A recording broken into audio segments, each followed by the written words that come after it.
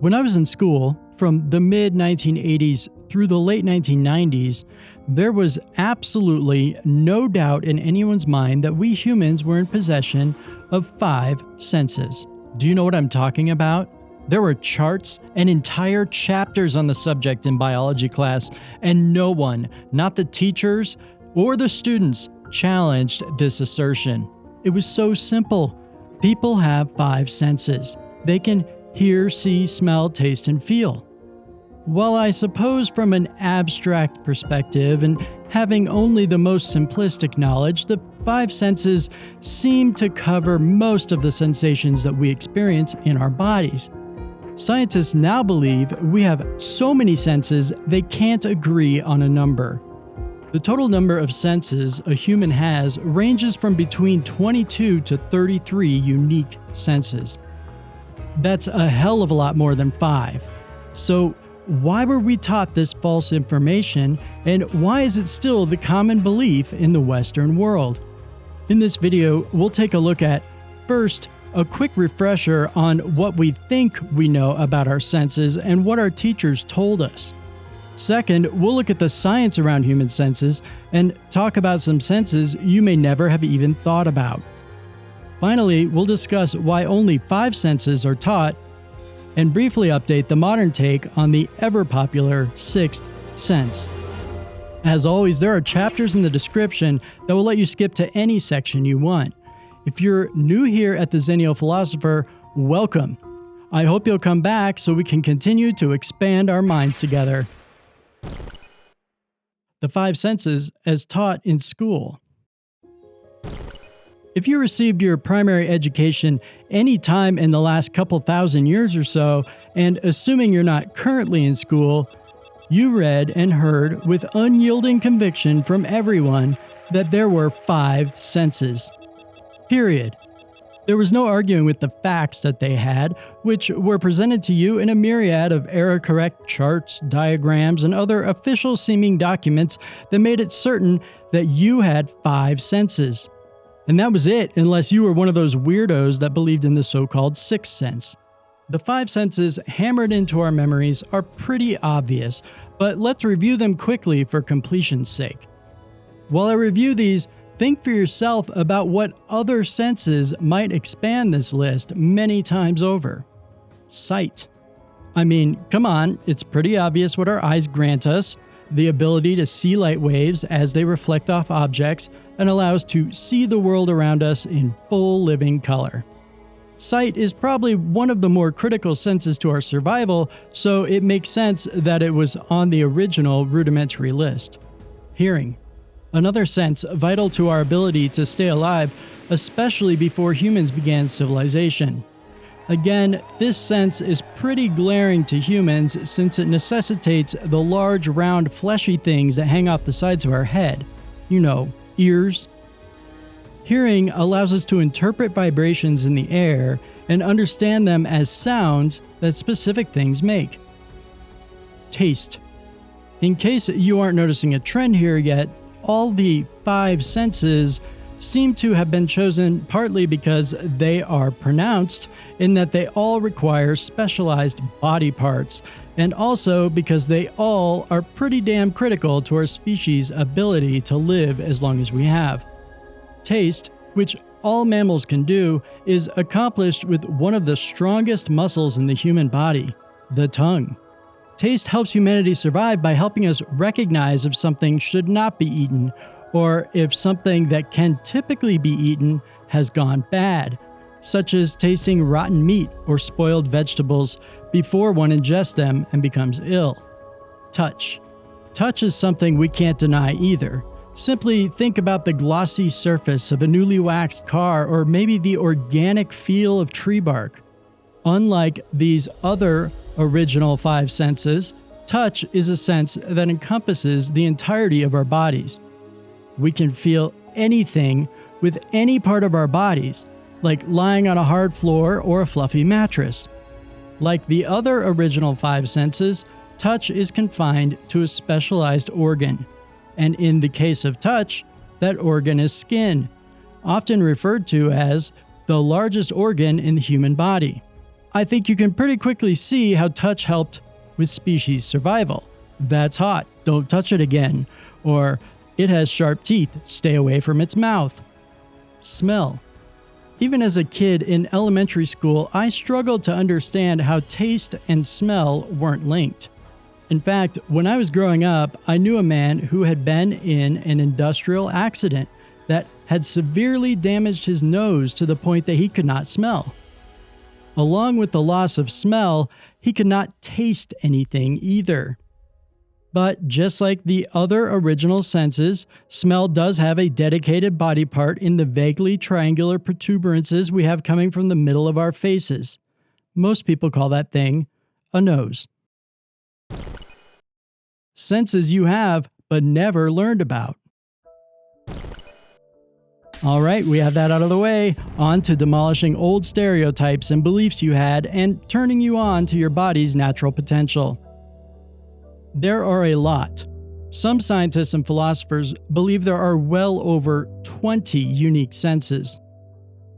I'm not going to break down every last one for you, but I will talk about some of the more interesting ones to get your interest piqued. Once this video is over, check out the description for links to several articles and papers that helped inform this video and will let you learn so much more. Before I talk about any specific sense, let me list a bunch for you and get your mind thinking in the right direction. Sense of time, electric sense or electroreception, thirst, hunger, stretch receptors, chemoreceptors, equilibrium perception, pain, called nociception, interoception, body awareness, kinesthetic sense, proprioception, itch, thermoception, sight, taste, touch, and pressure.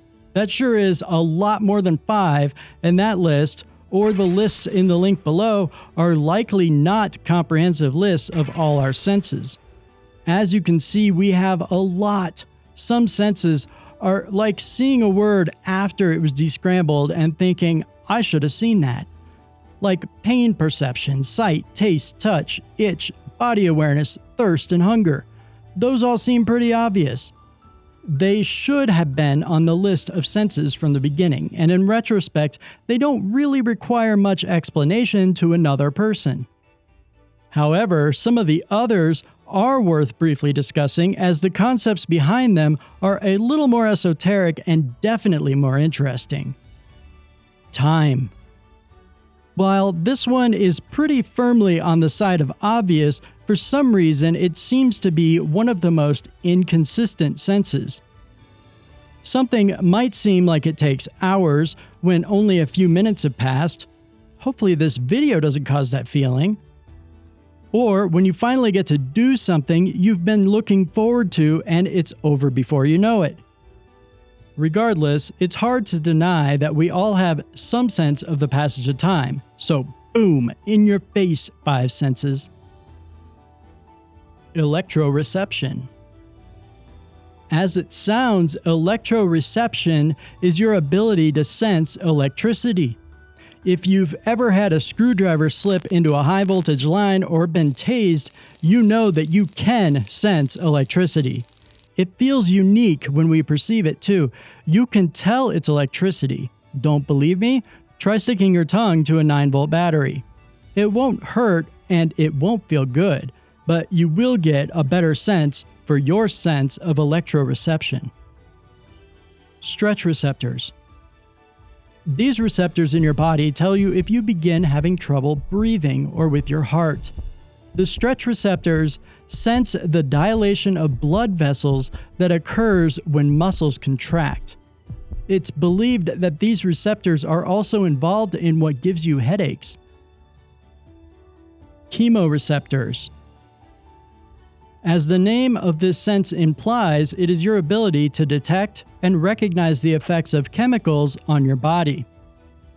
These could be drugs you've ingested, legal or not, or chemicals your body produces, like adrenaline. Unfortunately, this sense is heavily involved in the mammalian vomit reflex. Equilibrium perception. Really, this is officially called equilibrioception. That's a hell of a word. As evidenced by the name, this sense allows you to keep your balance and sense of movements of your body in terms of acceleration and direction changes. This is how we perceive gravity. The organs that control this sense are deep within your inner ear. People with a strong sense of equilibrium are naturally talented in sports requiring balance, like biking, snowboarding, etc. Interoception, at least to me, the workings of this sense aren't so obvious just based on the name itself. Interoception is your ability to perceive and interpret internal body sensations. For example, this sense allows us to sense our heart beating or indigestion. Kinesthetic sense. I like this one a lot, mainly because it's so essential to being alive, but not something most people, except maybe dancers and gymnasts, ever think about. Still, it is something you use every minute of every day. Kinesthetic sense is specifically your ability to be aware of the position and movement of your muscles and joints. That seems pretty essential to me. The last one we'll look at is magnetoreception. This is the closest to a superpower we have, at least as far as I'm concerned. This is damn cool. Magnetoreception is literally your body's ability to sense and detect magnetic fields. Our magnetoreception is paltry compared to migrating birds, but several scientific experiments have demonstrated that humans tend to have some sense of magnetic fields.